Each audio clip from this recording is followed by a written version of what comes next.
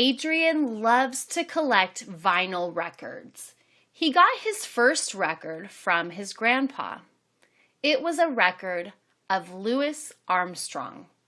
His grandpa even gave him a record player to play his records. The only thing Adrian didn't like was that he lived in a small town, so there weren't any stores that sold records. His brother told him to try looking on Craigslist. Adrian looked on Craigslist for people who were selling records of his favorite bands. He had to look for sellers in the nearest city and found one. His brother went into the city every week. Adrian asked his brother if he could go with him next time. His brother said yes. The person he found was selling his whole record collection for $200. Adrian was excited and took out the money he had been saving. Adrian's brother told him he had read about bad stuff happening to people over Craigslist. They emailed the guy that was selling the records and told him to meet at a Starbucks. When Adrian and his brother got there, they saw the guy outside of the Starbucks drinking a coffee. He had a box of records with him. The guy told him that it actually wasn't his collection. It belonged to his brother who had passed away. He wanted to sell it to someone who would appreciate them and listen to them every day, like his brother once had. Adrian said that he would play one record a day. When Adrian got into his brother's car, he started looking through the records. He saw a copy of Abbey Road by the Beatles and was happy. When he took the record out, he couldn't believe what he saw. It was autographed by all 4 members of the band. Rocky was a big baseball fan. He lived in Philadelphia, but was originally from Los Angeles. He made sure to go watch the Dodgers every time they played the Phillies. Rocky will never forget the last game he saw at Citizens Bank Ballpark, which is where the Phillies play. It started off as a normal game for Rocky. He sat out in the stands with his girlfriend. He was fully dressed as a Dodgers fan. He had a Dodgers hat, jersey, and shirt. As the game came to the 7th inning, which is the 7th inning stretch, and everyone starts singing "Take Me Out to the Ballpark," he noticed that the Dodgers pitcher, Josh Beckett, had been pitching a no-hitter. A no-hitter is when a pitcher doesn't allow a player on the other team to get a hit. Rocky got excited because he never would have thought he would see a no-hitter, especially the Dodgers pitch a no-hitter. Rocky was holding on to his beer, but he wasn't drinking it. He was watching the baseball game very closely. His girlfriend would talk, but he wouldn't listen. As Beckett threw the final pitch, Rocky held his breath. He saw that it was a strike and jumped out of his chair. He even spilled some of his beer on his girlfriend, but she didn't care. She was happy as well. Rocky was thrilled. He started yelling loudly. He celebrated with other Dodger fans that were there and drank the rest of his beer. When he got home, Rocky turned on the television. He put the highlights of the game on ESPN and saw that he had come out on television. His girlfriend saw it and was excited. It was the best ending to the best baseball game he had ever been to. Age doesn't matter when it comes to helping out the needy. Shane is a 9-year-old boy that loves to help out. During a school field trip, Shane's class went to visit a warehouse where people donate food and clothes for the homeless. Shane was inspired by the workers he saw there. When he got home, he told his mom all about his field trip. Shane told his mom that he wanted to go help out. A week later, Shane's mom told him the good news. They were going to help out at a local kitchen that gave food to the homeless. Shane got excited. He got his coat and shoes. As Shane and his mom were getting to the local kitchen, Shane saw how all the homeless people were living. He saw the tents in the street and how some people didn't even have shoes.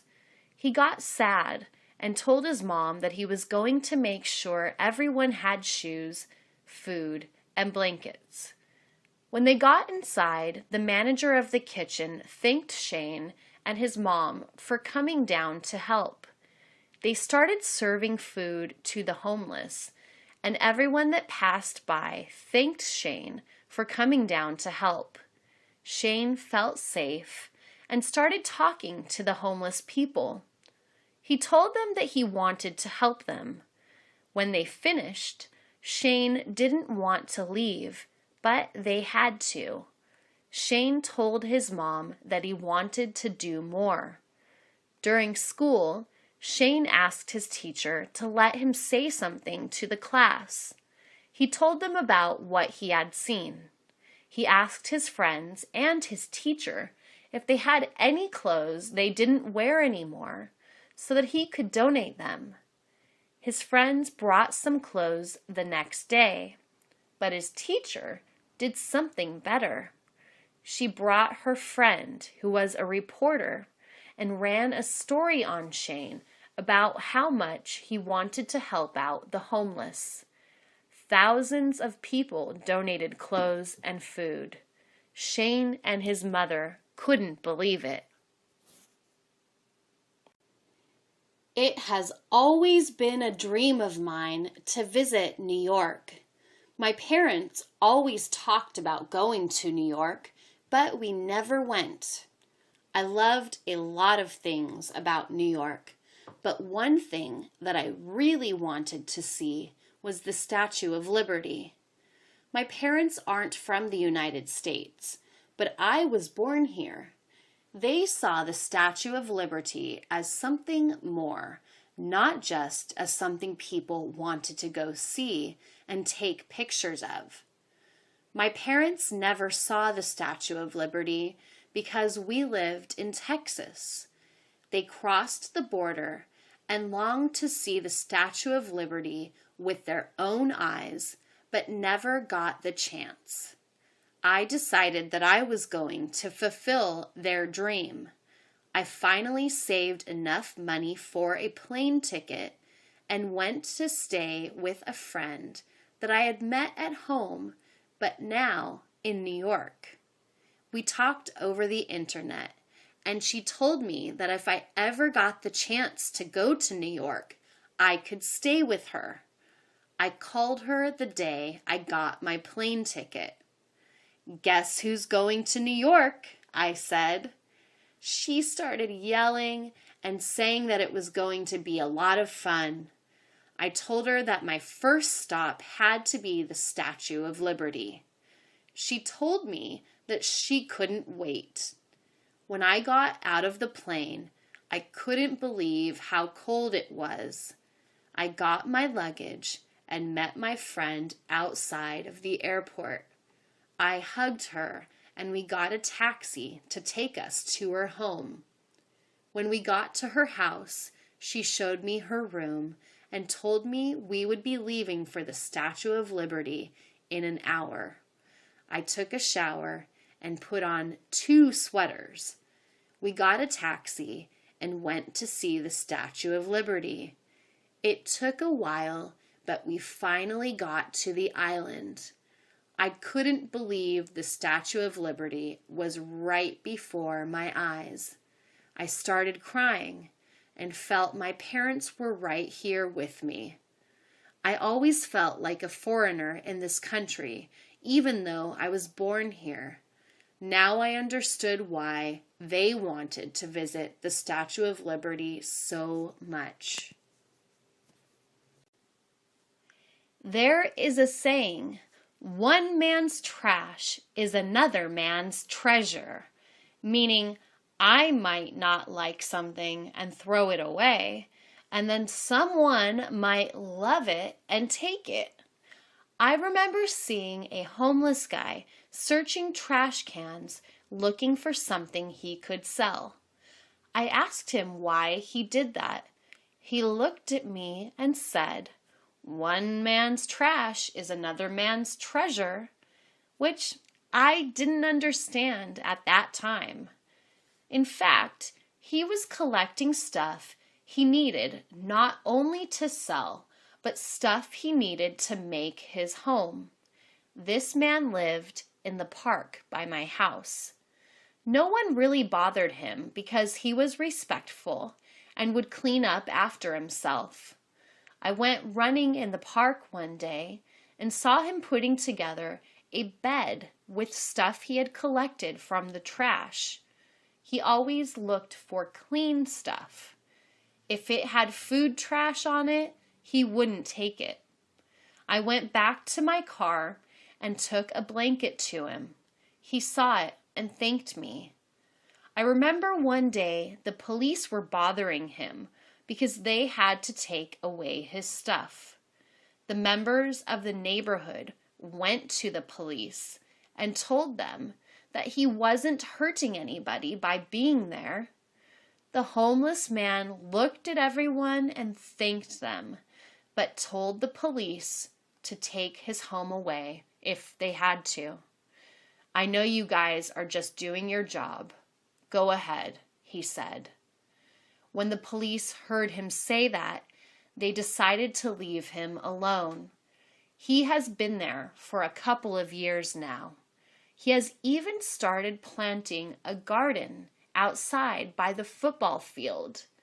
People often go and give him food and other items he might need.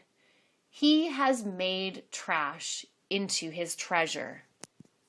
Carl was just 15 when he was charged with arson. He snuck into his high school with a friend and lit the auditorium curtains on fire. They thought they would have gotten away with it, but the store across the street from the school had a camera that saw Carl and his friend come out of the school. The police caught Carl and his friend while they were eating at a restaurant that was next to the high school. They were taken to jail. Carl admitted to burning down the auditorium and got sentenced to 10 years in prison. His friend got the same. The judge asked them why they did it, and Carl said, "Because we were bored and we didn't like the school." News reporters were at the school. They wanted to talk to the parents who were at the school talking to the police and the principal. Carl's father came out first and was on his way to the police station when a news reporter asked him about the situation.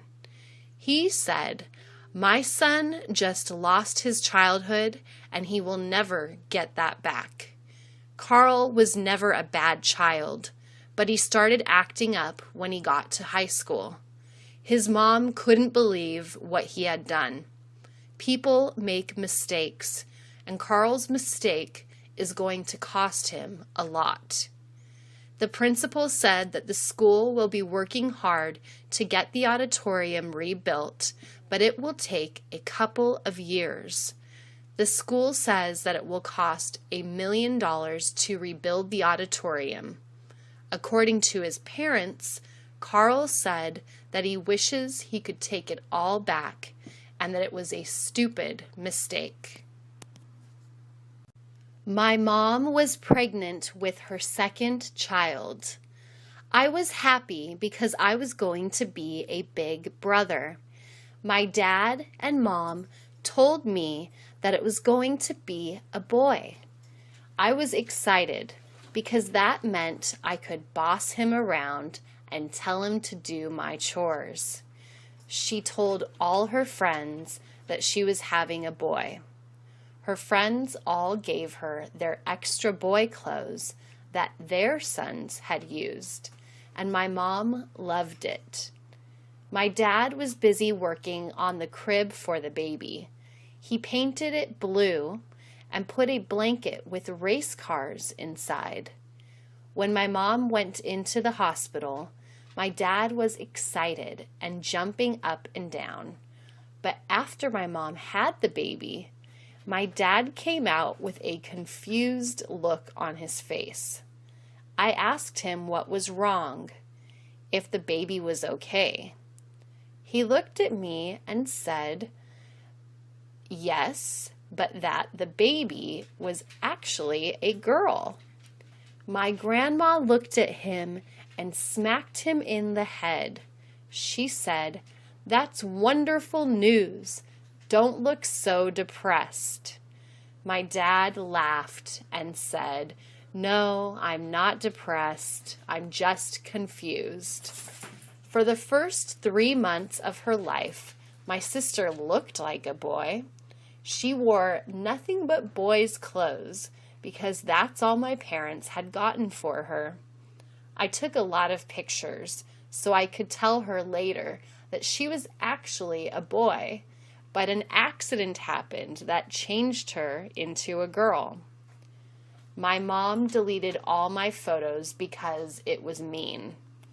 I'll never forget the look on my dad's face when he came out of the delivery room. He looked like he was trying to solve a big math problem in his head. It was like he was trying to count from 1 to 1,000,000. Luckily, my grandma slapped it out of him. Gabriel loved working as a waiter. He loved going to work during holidays like Christmas, Thanksgiving, and Easter. When there was work during holidays, it usually meant there would be a big tip in his check. He was very friendly with the people, and everyone liked working with him. The restaurant where he worked was doing a special brunch for Easter this year. Gabriel's boss, Jackie, called him to see if he could work. Gabriel said yes. When Gabriel showed up, he saw a giant Easter bunny walking around the restaurant. He started chuckling to himself. He had always wanted to wear a costume and walk around talking to people. As people started showing up, he noticed that the Easter bunny wasn't coming out to greet people. Gabriel had a job to do, though. He started cleaning the tables he was assigned. When he finished, he went to take his break. While he was eating, Jackie went up to Gabriel and said, "I think we need you to take over as the Easter bunny. Would you be willing to do that?" Gabriel said of course, because he didn't want to let down the boss, but also because he secretly wanted to do it. As he walked out fully dressed like the Easter bunny, he saw children lining up to take pictures with him. He walked over and took pictures with everyone that was in line. There was a little train for the children outside in the garden. After he took the pictures, he decided to go on the train and ride it with the children. The children were asking him if he was the real Easter bunny and if he had been to Disneyland. Gabriel nodded his head. After he got off the train, he walked around the restaurant and started dancing in the restaurant. People started to applaud as they ate. It was the first time Gabriel ever dressed up as the Easter bunny, but he loved every second of it. Karen and Jack had been trying to have a child for many years with no success. All that changed one day when they received the greatest gift in the world. That day, nearly 1 year ago, they had a healthy baby girl. They named her Julie, and it was the happiest day of their lives. Karen loves to dress Julie up in pretty pastel colors, complete with bows and ribbons. Karen thinks she's the most beautiful girl in the world. The other day, the small family went shopping, and all of a sudden, Karen let out a loud scream. "Oh my God!" Jack ran over, thinking something had gone wrong. "What's the matter?" he asked. "Nothing," she answered. "Look at this adorable outfit. It's perfect for little Julie," she said. Jack got a little upset about this. He was running toward Karen, thinking she had fallen or that something had happened to Julie. But all that had happened is that she found a pretty blue dress for their baby girl. Shopping malls in the United States are all over the country. Some are very large, but most of them have anywhere between 50 to 100 shops each. They are places people go to eat and shop, or go to see a movie, or just hang out with friends. American teenagers love these places, especially in Los Angeles when it gets very warm. The kids go there to cool off. It was no surprise Karen wanted to go there to buy little Julie her dress. If shoppers don't find what they are looking for in one shop, there's always another one close by at a shopping mall. Karen kept talking about how perfect the outfit she found was, and that she absolutely had to find the right shoes to go with it. Of course, she did find those shoes, and that made her very happy, and Jack too. Julie is going to look so pretty in her new outfit. This is how Josh met his girlfriend. He was 12 years old and in the 7th grade. He had known Diana since she was a little girl, but he was shy and never talked to her. She was very pretty, and Josh was afraid to say anything to her because he thought she wouldn't like him. Josh had no self-confidence when he was a kid. He finally got the courage to talk to her one April day. The school was right on a busy street, so a crossing guard helped students cross to the other side. The guard carried a sign over his head that said, "Stop," so that cars would not hit anyone. The rule was that no one could cross the street without the guard, so everyone always waited. One day, Josh got to the corner, and the crossing guard was gone, so he decided to cross the street alone. That's when he heard, "Hey, you're not supposed to cross the street alone." It was the crossing guard. Josh didn't see him because the guard was behind a bush tying his shoes. Josh was so scared. From that day on, he decided to go all the way around the block to avoid seeing the guard. He knew the guard would report him to the school. What happened next was something he could not believe. It turned out Diana went around the block too, but Josh didn't know that then. He accidentally ran into her one day, and they started to talk.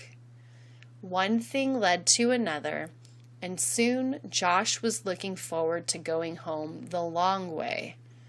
They started walking together, and Josh discovered Diana was just as shy as he was. They walked and talked every day and began liking each other. Soon they began telling everyone that they were boyfriend and girlfriend. This just shows how something good could come from something bad. One of the best games children play in America is hide and seek. You didn't need anything to play, and you could play for hours without getting bored. Another great thing about hide and seek is that anyone could play. Boys, girls, young, and old. Hide and seek was great. All you needed was a little imagination and a sense of adventure. The way the game is played is simple. I remember the first time I played. I came up to some of my brother's friends who were playing in the neighborhood. "Hey, what are you guys playing?" I asked. "We are playing hide and seek," said Robert, my brother's best friend. "Can I play?" I asked, even though I didn't really know the rules.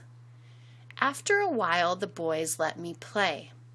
The object of the game is to hide from one of the players. This person closes his eyes and counts to 10 out loud to start the game. While he or she is counting, the rest of the kids run to find a hiding place. Hiding places can be anywhere, behind cars or in the bushes, just about anywhere. It was Robert's turn. When he had counted to 10, he yelled, "Ready or not, here I come." Whoever is the first person found becomes it, and it's their turn to count. I thought I had the best hiding place ever. I was in the bushes near my house. I could see through the leaves everything Robert was doing. And I knew he was getting close to finding David, another one of my friends. I was overjoyed that I wasn't going to be the first one found. I had proven myself to everybody who said I was too young to play, when all of a sudden a mouse ran over my foot. I jumped and screamed out of the bushes and was the first one found. The next thing I knew, I was counting out loud and trying to find my friends. Many years ago, one of the best ways to spend a Saturday night with your girlfriend was to take her to the drive-in. Drive-in theaters were first opened in Southern California because of the car culture that exists here. People could go see a movie in the comfort and privacy of their own car. I remember the first time I went to a drive-in. I was 18 years old and was dating my future wife, Caroline. We went on a double date with my best friend, Alfred, and his girl, Jeannie. The drive-in we visited that night was called the Starlight. It was close to home, and it had the best sound system of all the drive-ins. It also had a huge screen. We went to see Forrest Gump that night, mainly because Carol wanted to see it. "I heard it is a great movie," she said. I really didn't know anything about the movie, but I did want to see something. Forrest Gump was indeed one of the best movies ever made. It had everything: humor, drama, tragedy, and triumph. It is a great film. Watching it that night under the stars with Carol on my arm was the greatest night. I tell you, babe, I was wrong about this movie. I really liked it, I said. She just smiled and gave me a hug. Alfred and Jeannie were busy kissing in the back seat, which is another advantage of going to a drive-in. Those old drive-ins were around for decades, but soon after Forrest Gump came out, Many of them started closing. They closed because of the new multiplex theaters popping up all over the country. People had a choice of many films to watch at those theaters, and soon the drive-in was gone. In Los Angeles, there is only one remaining drive-in I know of, the Vineland. There might be more, but I don't know where. It is sad to see them go, but the memories are still with me. Hello, Dolly is one of the classic American plays. It was first shown in New York City in 1964 and won 10 Tony Awards. The Tony Awards are live theater's version of the Oscars. When I was in high school, our theater department decided to put on our version of Hello, Dolly, and I just had to get involved. I wasn't an actor, but I was hoping there was something I could do, so I went to the director and asked him if he needed help. To my surprise, he said yes. The director's name was Michael Thomas. I almost screamed in delight when he said I could be a part of the play. "Oh my God," I said. "I would love to be a stagehand. Are you kidding me?" A stagehand is someone who moves all the props and background in between acts. It is precision work that takes coordination between several people. I loved working in the wings, which is what the backstage is called in theater lingo. The stage manager is the person who runs the backstage during a play, and the job carries a lot of responsibility. My first stage manager was a cool guy who liked me a lot, so I got the best assignments. "Hey, George, how would you like to man the lighting?" he asked, and I jumped at the opportunity. "You bet, boss," I responded. That was how I got put in charge of the lighting for one of the best plays ever written. Even though this was just a high school production, we played to packed houses almost every night we were on. I did such a great job that when the theater department decided to put on West Side Story the next semester, they asked me if I wanted to join the team. It was such an honor to be selected, so of course my answer was yes. One of the greatest American traditions is the game of baseball.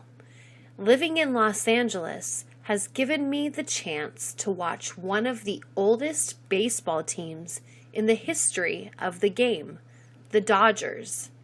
The team came into existence in New York City in the 1880s when they were known by several names.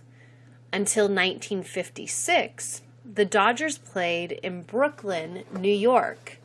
But in 1957, the team moved west to Los Angeles, and it has played there ever since.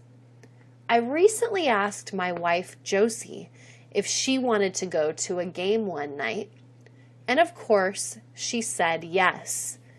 Why wouldn't I want to go? The weather is great, and the stadium is beautiful. Besides, I think we need a break in our routine, she said. You're absolutely right, baby. Let's go, I said. We were off to Dodger Stadium, which is nestled in the hills just north of downtown LA in a neighborhood called Chavez Ravine. Even though it is the third oldest stadium in the country, it is still beautiful. Wow, this place never gets old, I said as we got to our seats. Josie agreed. It was a perfect night for a ball game. The temperature was in the low 70s, and it was a clear, breezy night. The Dodgers were playing the Giants that night. The two teams have been playing each other for about 100 years, ever since both teams were in New York. The Giants moved the same year the Dodgers did, only they moved up north to San Francisco. That didn't stop the rivalry, though. The teams hate each other today as much as they did back in New York. The best part of the night was that the Dodgers won, so I had a couple of Dodger dogs. I don't know what they do to these hot dogs, but they are delicious, I told Josie. She wiped some mustard off her face and said, "Absolutely." "Did you get your costume done last night?" I asked my girlfriend Audrey in the early morning of October 31st. "Of course. It was ready, but you're not going to see it until tonight," she said. That was a real disappointment. I had been looking forward to seeing her latest Halloween creation. Audrey is a fine seamstress, and every year she makes the best costumes for the Halloween parties we try to attend. On the other hand, I usually just put some old rags on and go as a hobo or a pirate or something lame like that. But not Audrey.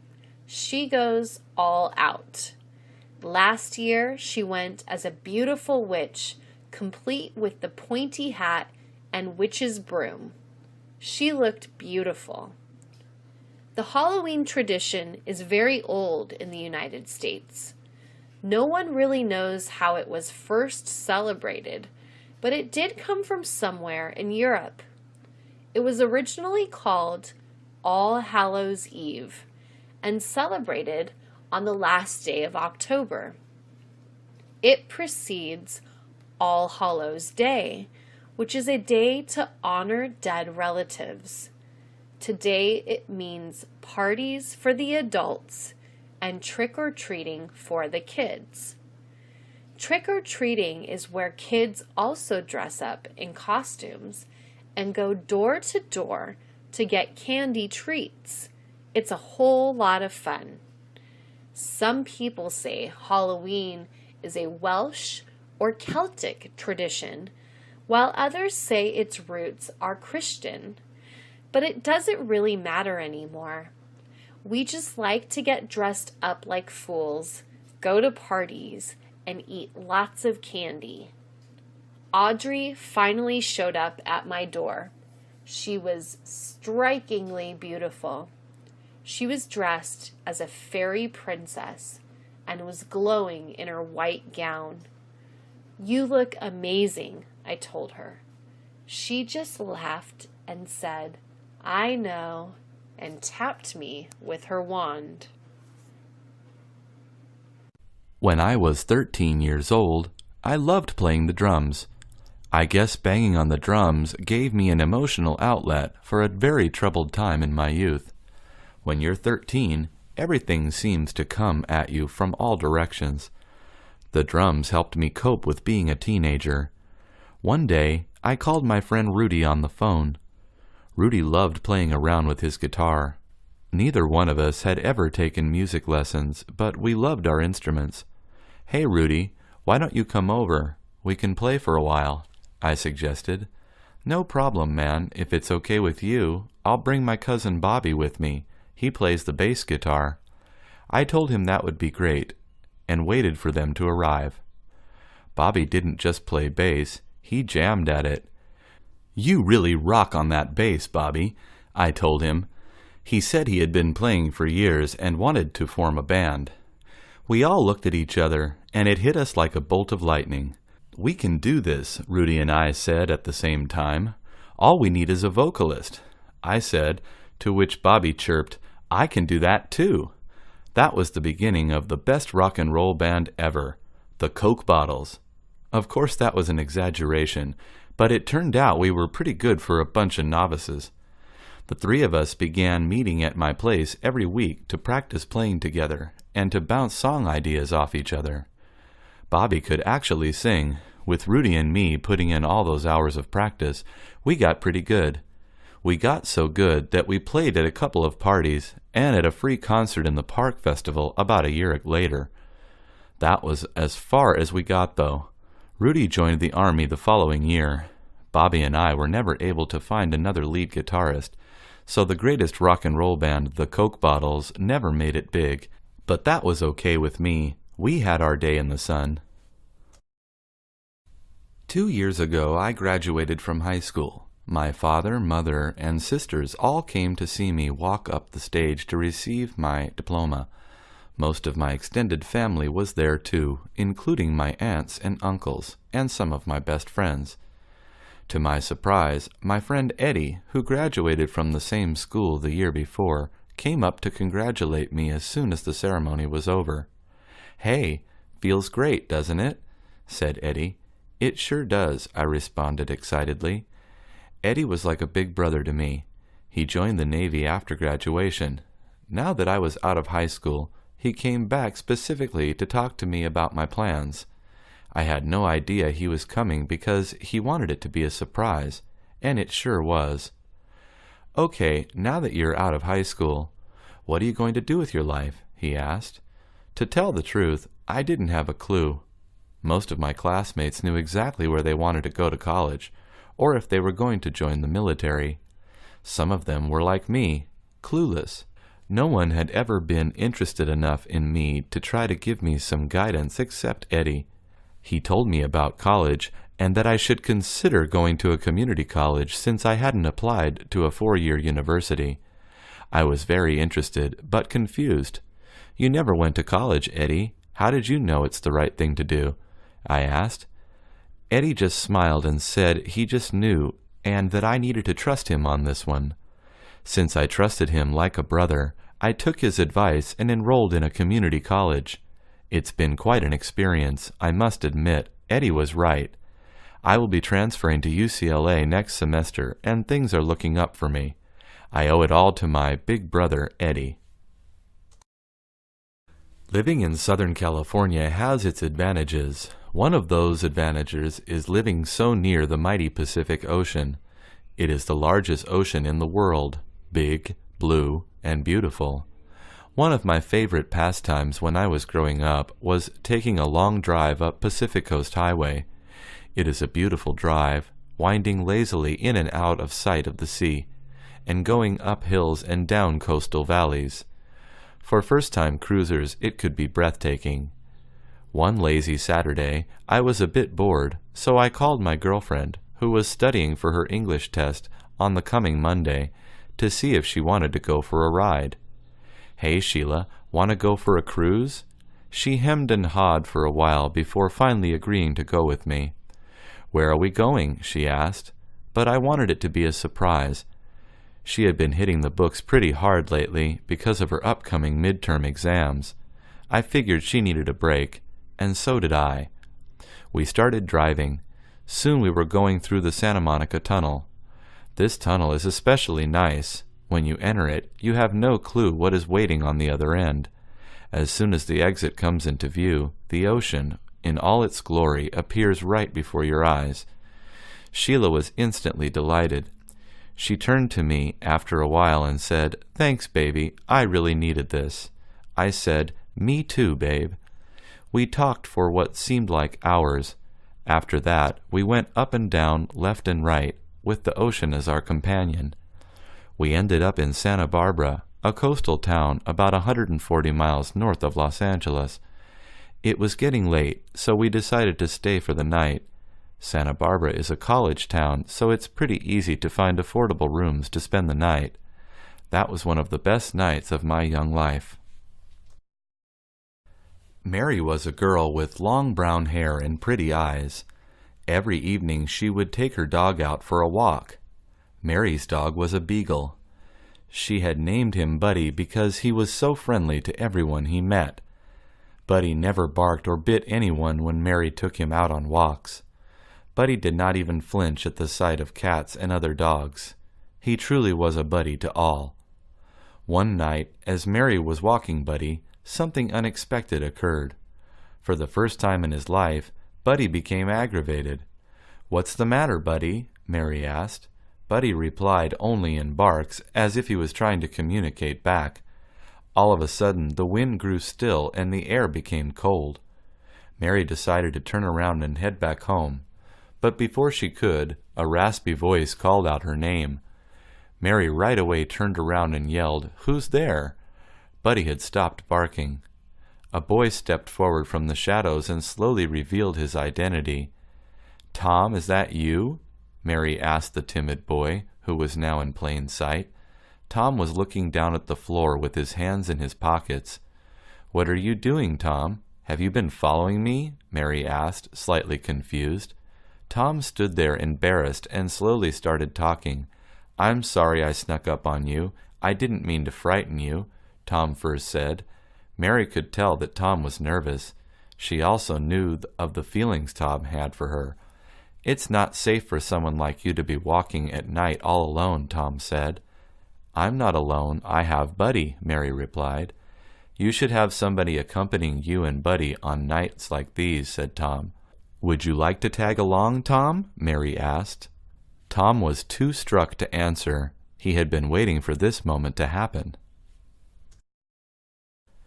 Mary and Tom became fast friends after their nightly meet-up. Every night at 7 o'clock, Tom would pick up Mary at her house and the two would walk Buddy around the neighborhood for about an hour. Mary no longer walked Buddy alone at night, and Tom no longer followed Mary. One night, as they were walking, Buddy, Mary, and Tom decided to grab a bite to eat because they were hungry. "Where do you want to eat?" Tom asked Mary. "Let's go to Pizza Mountain," she replied. "I don't feel like eating pizza right now," Tom said. "Do you have any suggestions?"